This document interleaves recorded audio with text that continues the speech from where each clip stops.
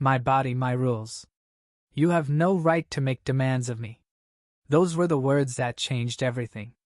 I'm Nick Harrison, 34 years old, and I'd been teaching 4th grade at Lincoln Elementary in Kansas City, Missouri for 9 years. When my wife Sarah spoke those words, we had been married for exactly 5 weeks and 3 days. In all that time, she hadn't allowed me to touch her even once. No kiss lasting longer than a moment. No hand-holding during our evening TV time. Absolutely nothing. I sat there on our couch, the same dark brown leather one I'd purchased 4 years earlier when I believed I'd remain single forever, trying to comprehend her meaning. We had dated for 15 months. We had discussed everything imaginable. We had been intimate before our wedding ceremony. We had even lived together for 7 months before tying the knot. But the instant we exchanged vows at Holy Trinity Church, everything shifted. Sarah, I'm not making demands. I'm simply asking why you won't even give me a goodnight kiss.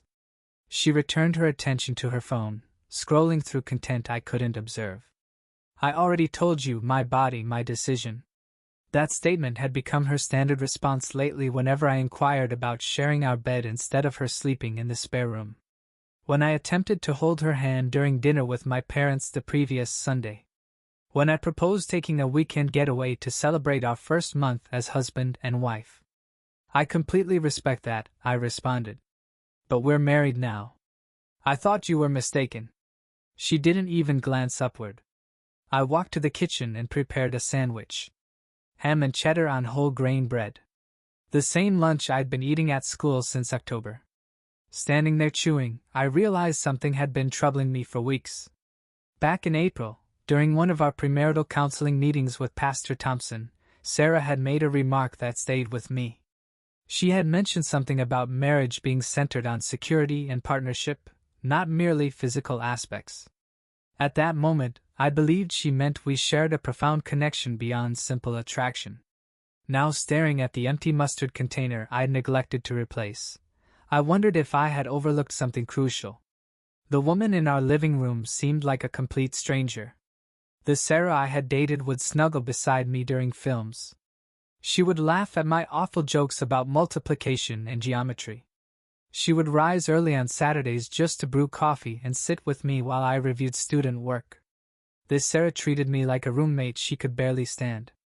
And something in her tone when she said, "You were mistaken," suggested this wasn't temporary. This had been her intention from the start. I first encountered Sarah at an educators' conference in November 3 years ago. She worked as a social worker for our school district, managing the challenging family situations that teachers like myself couldn't handle independently. She was reserved, contemplative, and possessed this manner of listening that made you feel truly understood. When she smiled, which happened rarely, it seemed genuine. Our initial date involved coffee at a downtown cafe. We conversed for 4 hours about everything except our careers. She shared stories about growing up in a small Illinois town, how her parents had separated when she was 13, and how she had learned early that people weren't always what they appeared to be. I told her about losing my father during college, how teaching had rescued me from a particularly dark time, and how I had been prepared to abandon hope of finding someone who understood that my profession wasn't merely a source of income. For the first year, everything seemed perfect. She would attend school functions and interact comfortably with my colleagues. My mother adored her instantly, which meant something significant since my mother had strong views about every woman I had ever brought home. Sarah integrated into my life in a way that felt effortless. But reflecting now, I could recognize the warning signs I had dismissed. She never wanted to discuss our future beyond vague comments about establishing something stable together. When we moved in together the previous summer, she insisted on maintaining separate bank accounts and dividing every expense exactly in half, even though I earned more and offered to cover additional costs. During our engagement, she appeared more invested in wedding arrangements than in actually being married. She dedicated hours to researching locations and decorations, but would redirect conversations whenever I mentioned honeymoon plans or where we wanted to settle long-term. When I suggested we could begin trying for children in a few years, she would simply nod and say, "We'll discuss it later." The most significant warning came during our final counseling session in September. Pastor Thompson asked us both what we anticipated most about marriage. I spoke about starting a family and aging together. Sarah said she looked forward to having a stable foundation to develop from. When he asked for clarification, she mentioned something about how marriage would provide her security to pursue her career ambitions. At the time, I thought she was simply being pragmatic. Sarah had always been more cautious than me, more careful with her expressions. I assumed she was anxious about making grand emotional declarations before a relative stranger. Now watching her scroll through her phone as if I were invisible, I understood those weren't nerves. That was honesty. She had married me for stability, not love.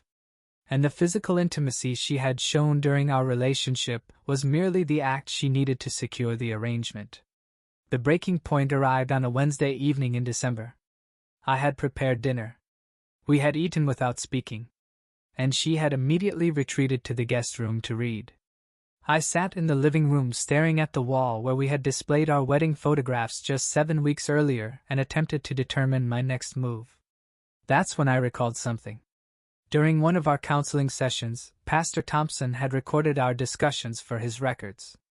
He had requested permission and explained that he sometimes reviewed them to better assist couples in resolving issues. Sarah had consented, and we had both signed documents authorizing the recordings. I contacted Pastor Thompson the following morning during my lunch period. "Nick, wonderful to hear from you. How are you and Sarah adjusting to married life?" "That's precisely why I'm calling.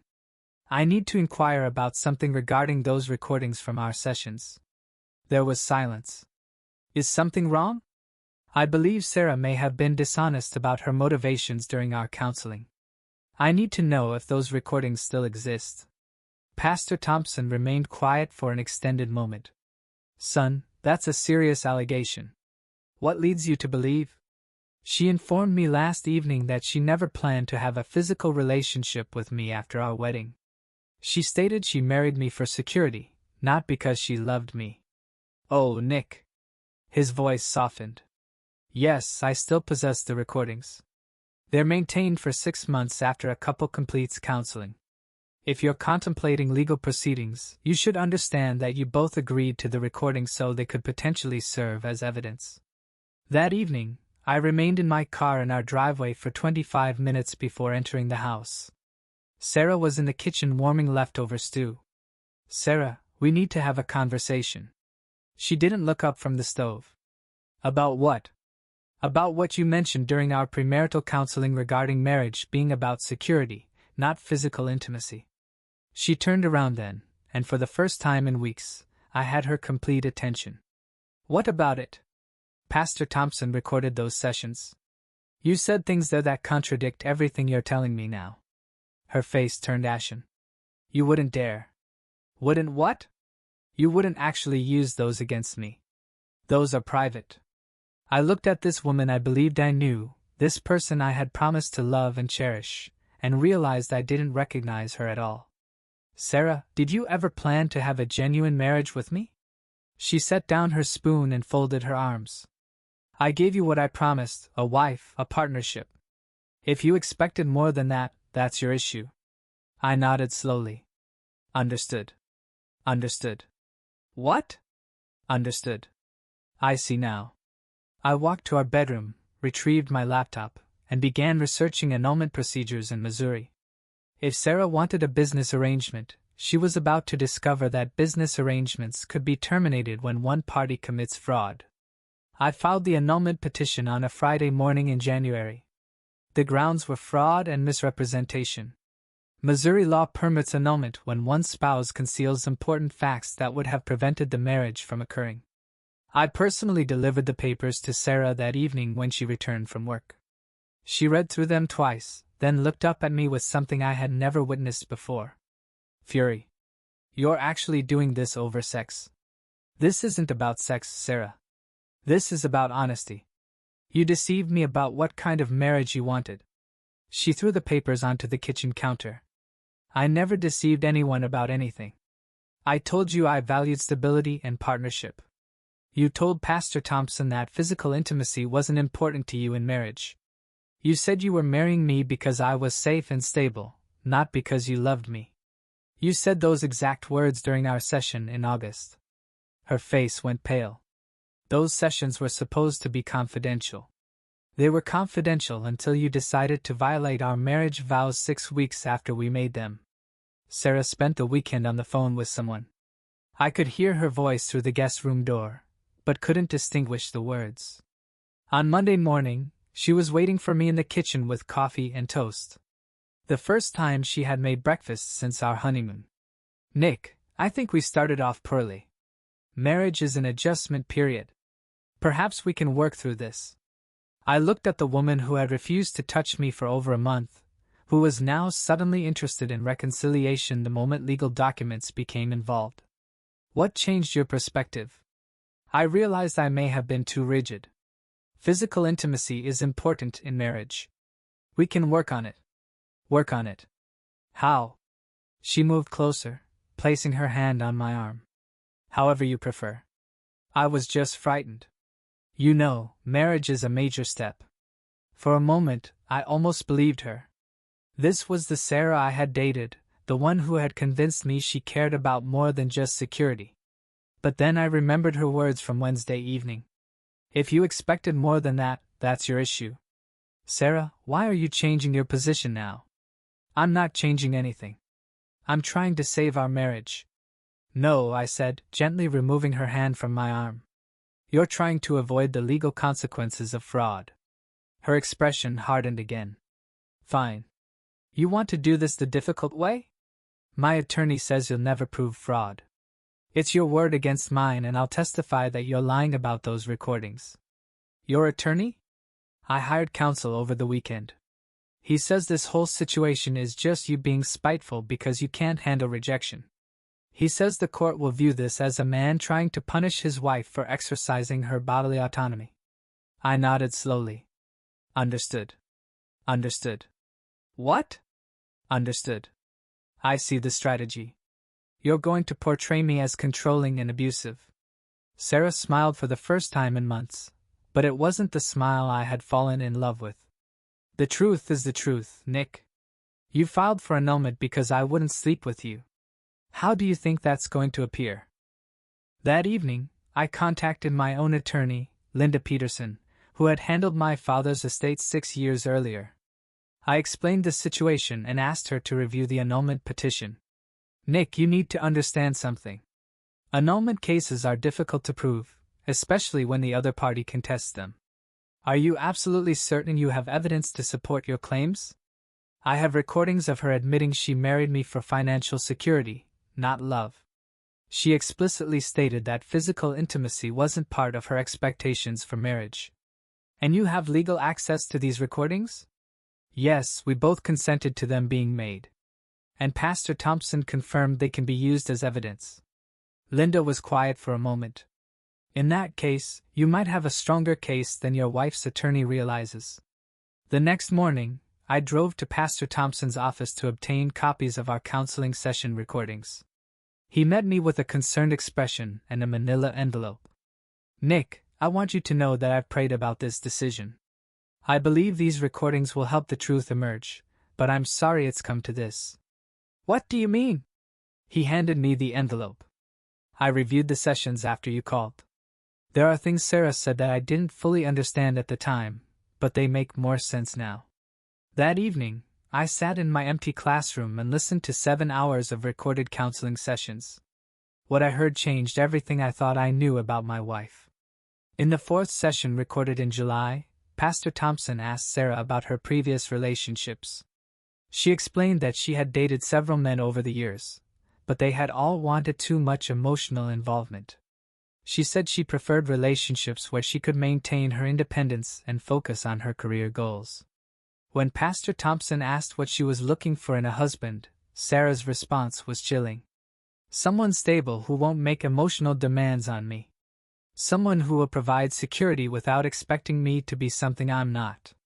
Pastor Thompson asked if she understood that marriage typically involved emotional and physical intimacy. Sarah replied, I think Nick will be satisfied with companionship and partnership. He's not the type to push for things I'm not comfortable with. In the sixth session, the conversation became even more revealing. Pastor Thompson asked both of us what we expected from marriage in terms of intimacy and family planning. I talked about wanting children and building a life together.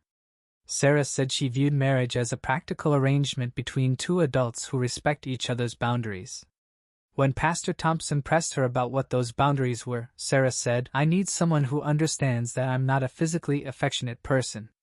I can be a good wife in terms of partnership and household management, but I don't want to be pushed into romantic expectations that don't come naturally to me." The pastor asked if she had discussed this with me. Sarah said, "Nick seems to understand that I'm more reserved than other women. I think he'll adapt." But the most damning recording came from our final session in September. Pastor Thompson asked if we had any concerns about the upcoming marriage. I said I was excited about everything. Sarah said she was relieved to finally have the security of marriage and that she was confident Nick would respect her need for space and independence.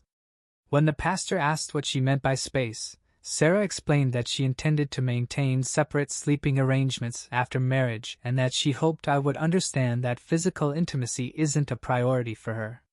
Pastor Thompson asked if she had discussed this with me. Sarah said, "Not directly, but I've given him signals. If he hasn't picked up on them, we'll address it after the wedding." I turned off the recording and sat in the dark classroom for an hour. Sarah hadn't just lied to me about her intentions. She had planned the entire deception from the beginning. She had counted on me being too kind, too accommodating, too desperate for companionship to demand honesty about what our marriage would actually involve. The woman I had married had never intended to be a wife in any meaningful sense. She had wanted a roommate who would split the bills and provide social respectability while asking for nothing in return. But she had made one crucial mistake. She had been honest about her plans to Pastor Thompson, probably because she thought those conversations would never see the light of day. I spent the weekend organizing evidence and preparing for the legal battle ahead. On Monday morning, I called Linda Peterson and scheduled a meeting to review the recordings. Linda listened to selected portions of the counseling sessions, taking notes and occasionally shaking her head. When we finished, she leaned back in her chair and looked at me with something close to amazement. "Nick, in 25 years of family law, I've never seen such clear evidence of premarital fraud. Your wife essentially admitted to multiple instances of intentional deception. What does that mean for the annulment case? It means we're not just going to win. We're going to win decisively. Missouri courts take marriage fraud very seriously, especially when there's documented evidence of deliberate deception." Linda explained the next steps. We would file a motion to include the recordings as evidence along with a detailed timeline of Sarah's deceptive behavior. We would also request that Sarah cover all legal costs and return any gifts or benefits she had received as a result of the fraudulent marriage. "There's one more thing," Linda said. "If Sarah's attorney tries to argue that this is about sexual coercion or abuse, these recordings will completely destroy that narrative. She clearly states multiple times that she never intended to have a physical relationship with you and that she married you specifically because she thought you wouldn't demand one." That evening, Sarah was waiting for me when I got home from work. She had cooked dinner and set the table with our wedding china, something she had never done since we had been married. "Nick, I've been thinking about what you said. Maybe we can go to counseling together and work through this." I sat down across from her and looked at the elaborate meal she had prepared. Beef stew with vegetables, homemade rolls, and chocolate cake for dessert. "Sarah, when did you cook all this?" "I took the afternoon off work. I wanted to show you that I'm serious about fixing our marriage.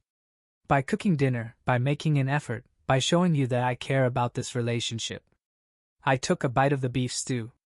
It was excellent. Probably the best meal she had ever made. "This is really good." She smiled and for a moment looked genuinely happy. "I'm glad you like it. I thought maybe we could start over. Put all this legal stuff behind us and focus on building something real." "Sarah, why now? Why didn't you want to build something real 3 months ago?" Her smile faltered slightly. "I told you I was frightened. Marriage is a big adjustment." "No," I said quietly. "You weren't frightened. You got exactly what you wanted. A husband who would pay half the bills and leave you alone. That's not true. I pulled out my phone and played a 30-second clip from one of our counseling sessions. Sarah's voice filled the dining room. I need someone who understands that I'm not a physically affectionate person. I can be a good wife in terms of partnership and household management, but I don't want to be pushed into romantic expectations that don't come naturally to me. Sarah's face went white. She stood up so quickly her chair fell over. You can't use those. Those were private conversations. Those were conversations where you admitted to planning exactly what you've done to our marriage. Nick, please. We can work this out. I'll do whatever you want. I looked at this woman who had spent 3 months refusing to touch me, who was now offering to do whatever I wanted because she had been caught in her own lies. Sarah, what I want is an honest marriage, and you've already proven that's something you can't provide. The court hearing took place on a cold morning in February. Sarah arrived with her attorney, a well-dressed man who looked confident despite the evidence stacked against his client. Linda had warned me that Sarah's lawyer would likely try to argue that I was emotionally abusive or sexually coercive, painting me as a controlling husband who couldn't accept his wife's boundaries. Judge Margaret Foster called the case to order and asked both sides to present their arguments. Sarah's attorney went first, laying out exactly the defense Linda had predicted. Your Honor, this case represents a dangerous precedent. Mr. Harrison is attempting to punish his wife for exercising her fundamental right to bodily autonomy. The annulment petition is nothing more than retaliation for her refusal to submit to his sexual demands. The attorney painted Sarah as a victim of spousal pressure, claiming that she had been intimidated into changing her mind about physical intimacy after marriage. He argued that no wife should face legal consequences for saying no to her husband. Then Linda stood up. Your Honor, I'd like to present audio evidence that directly contradicts the defense's characterization of this case. She played selected excerpts from our counseling sessions, including Sarah's statements about marrying me for security, her admission that she never intended to have physical intimacy in our marriage, and her acknowledgement that she was giving me signals about her intentions without being direct about them. The courtroom was silent as Sarah's voice filled the space, calmly explaining her plan to deceive me about the fundamental nature of our marriage. Judge Foster asked to hear the recordings again, then looked directly at Sarah. Mrs. Harrison, these recordings suggest that you entered into marriage with no intention of fulfilling basic marital obligations, and that you deliberately concealed this from your husband. Do you dispute the authenticity of these recordings? Sarah's attorney whispered something to her, but she shook her head. No, Your Honor, but I was just being honest about my feelings. Honest with Pastor Thompson, but not with your husband. Sarah had no answer. Judge Foster granted the annulment without hesitation. She ruled that Sarah had committed fraud by concealing her true intentions about the marriage and that her deception constituted grounds for voiding the marriage contract entirely. Furthermore, the judge continued, I'm ordering Mrs. Harrison to return all gifts received in connection with this marriage and to pay all court costs and attorney fees. Marriage is a legal contract based on mutual understanding and good faith. When one party deliberately deceives the other about fundamental aspects of that contract, they bear responsibility for the consequences. Sarah's face crumpled as the reality hit her. Not only was our marriage annulled, but she would have to return thousands of dollars in wedding gifts and pay over $12,000 in legal fees. As we left the courthouse, Sarah tried one last time to speak to me. Nick, I'm sorry. I never meant for it to go this far. I looked at her for what I knew would be the last time. Sarah, you meant for it to go exactly this far. You just didn't expect to get caught. Within a month, word had spread through our social circles about what had happened. The teachers at school, who had all admired Sarah's apparent devotion during our engagement, now understood why she had seemed so detached at school events. My friends, who had thought Sarah was just shy, realized they had witnessed calculated emotional manipulation. Sarah's reputation at the school district suffered significantly. Parents began requesting that their children's cases be handled by other social workers. Her supervisor quietly suggested she might be happier in a different department, one with less direct family interaction. 7 months later, I heard that Sarah had moved back to Illinois. She had left Kansas City entirely, unable to rebuild her professional credibility after the truth came out about her capacity for deception in personal relationships.